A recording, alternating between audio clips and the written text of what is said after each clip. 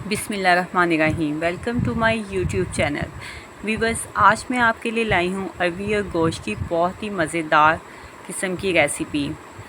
अगर आपको मेरी रेसिपी अच्छी लगे तो मेरी वीडियो को लाइक करें और मेरे चैनल को सब्सक्राइब करें और इसको शेयर भी करें। इसके लिए मैंने आधा किलो अरवी ली है और इसको छील के रख लिया है। आधा किलो इसमें मैंने बकरे का गोश्त इस्तेमाल किया है और मैंने इसके लिए मछली का पार्ट लिया है। बकरे के गोश्त में जो मछली का हिस्सा होता है वो सबसे जायकादार होता है, इसलिए आप सब्ज़ी बनाते वक्त इसी का इस्तेमाल ज़्यादा किया करें। 2 बड़े साइज़ की प्याज लेके मैंने इसका पेस्ट बना लिया है, क्योंकि हम इसमें प्याज के पेस्ट का इस्तेमाल करेंगे ताकि हमारा सालन जल्दी से झटपट तैयार हो जाए और हमारी ग्रेवी भी बहुत स्मूथ बने। 2 बड़े चम्मच लहसुन अदरक का पेस्ट इस्तेमाल करेंगे। व्यूअर्स, मैं इस रेसिपी को प्रेशर कुकर में बना रही हूँ ताकि हमारी रेसिपी जल्दी से तैयार हो जाए।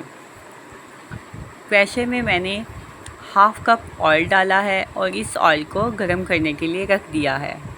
अब हमारा ऑयल गर्म हो चुका है तो इसमें मैंने जो प्याज का पेस्ट बना के रखा था उसको शामिल कर दिया है और उस पेस्ट को हम 5 से 10 मिनट के लिए अच्छी तरह से फ्राई करेंगे। ये देखें, अब हमारा प्याज का पेस्ट अच्छी तरह से फ्राई हो चुका है, ऑयल अलग हो गया है। तो इस पॉइंट पे आके हम इसमें गोश्त शामिल कर देंगे। गोश्त को भी हम 5 से 6 मिनट तक फ्राई करेंगे और इसमें अब लहसुन अदरक का पेस्ट शामिल कर देंगे।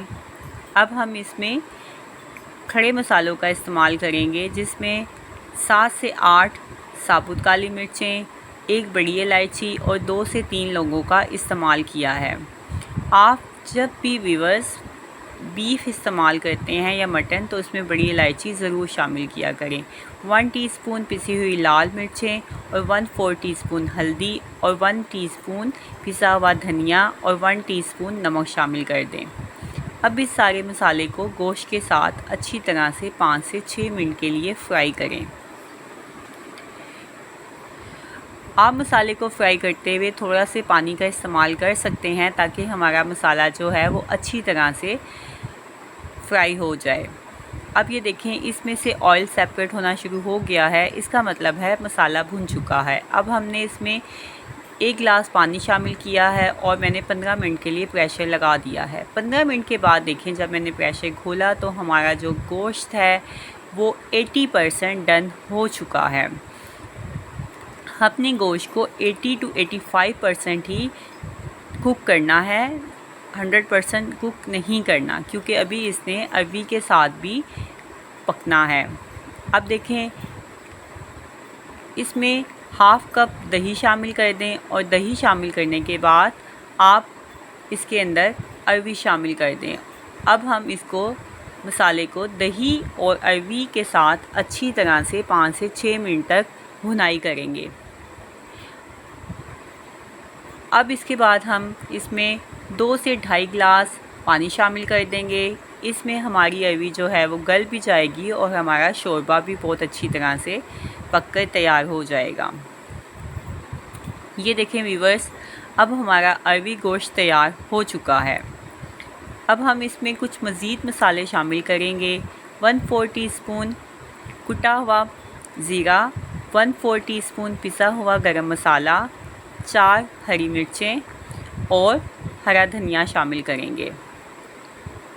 इससे हमारे जो सालन की में से बहुत अच्छी सी खुशबू आएगी।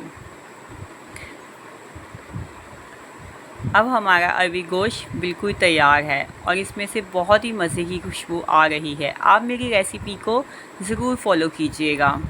अब हम इसको सर्व करते हैं। आपको मेरी रेसिपी अच्छी लगे तो मेरे चैनल को सब्सक्राइब करें, मेरी वीडियो को लाइक करें और इसको अपनी फैमिली और फ्रेंड्स के साथ ज़रूर शेयर करें। मुझे अपनी दुआओं में याद रखिएगा। जल्दी आऊँगी मैं आपके लिए एक नई रेसिपी लेके। तब तक के लिए अल्लाह हाफ़िज़।